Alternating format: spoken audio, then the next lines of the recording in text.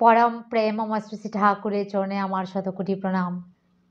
আপনাদের প্রতি প্রত্যেককে জানাই রানন্দিত জয় গুরু। একবার এক ভক্ত এসে শ্রী শ্রী ঠাকুরকে বলছেন যে, ঠাকুর আপনি আমাকে দয়া করেন, ঠাকুর আপনি দয়া না করলে আমি বাঁচব না। তখন শ্রী শ্রী ঠাকুর পাশে বসা এক দাদাকে বললেন, এই দয়া শব্দের অর্থ কি রে দেখতো। ওই দাদা ডিকশনারি থেকে দেখে বললেন যে দয়া মানে রক্ষা করা। তখন শ্রী শ্রী ঠাকুর বললেন যে আমি তোমাদেরকে যা দিয়েছি, যা বলেছি, সেইগুলি যদি তোমরা পালন করে চলো তাহলেই তোমরা দয়া পাবে। তখন শ্রী শ্রী ঠাকুর বাণী দিলেন, দয়া আনে রক্ষা জীবে, রক্ষাকেই দয়া কয়, জীবন দিয়ে পালবি দয়া, ভগবান দয়াময়।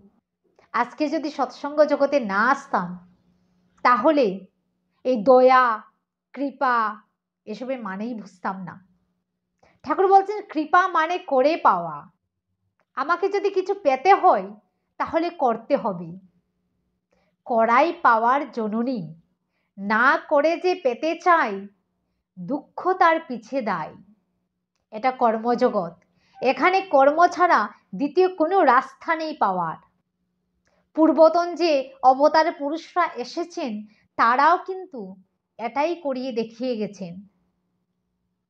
আমরা সবাই জানি শ্রী শ্রী রামচন্দ্রের কথা। তিনিও কিন্তু একটা একটা পাথর দিয়ে সেতু তৈরি করে তবেই রাবণের সঙ্গে যুদ্ধ করেছিলেন।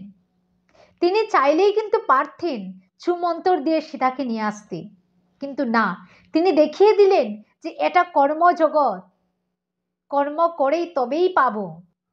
শ্রী শ্রী ঠাকুর বলছেন যে আশীর্বাদ মানে অনুশাসনবাদ।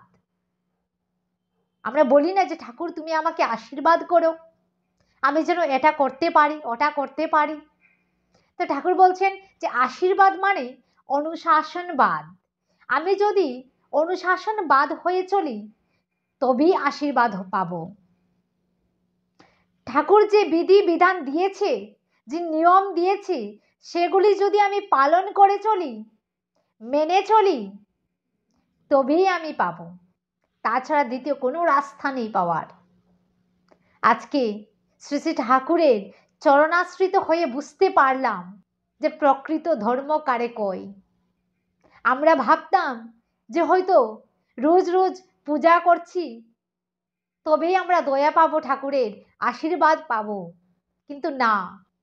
তিনি যে নিয়ম দিয়ে গেছেন, যে বিধি দিয়ে গেছেন, সেগুলি যতদিন পর্যন্ত আমি আমার কর্মের মাধ্যমে ফুটিয়ে তুলতে না পারবো ততদিন আমি কিছুই করতে পারবো না।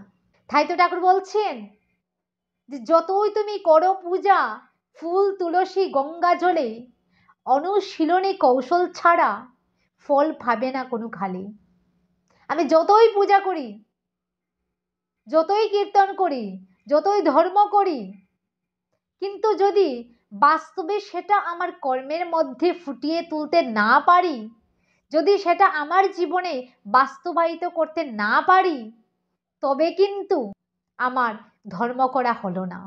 তাহলে চলুন আমরা সবাই শ্রী শ্রী ঠাকুরের ভাবান্বিত হয়ে আমাদের জীবনকে, আমাদের পরিবারকে, আমাদের সংসারকে সুন্দর করে গড়ে তুলি। জয় গুরু।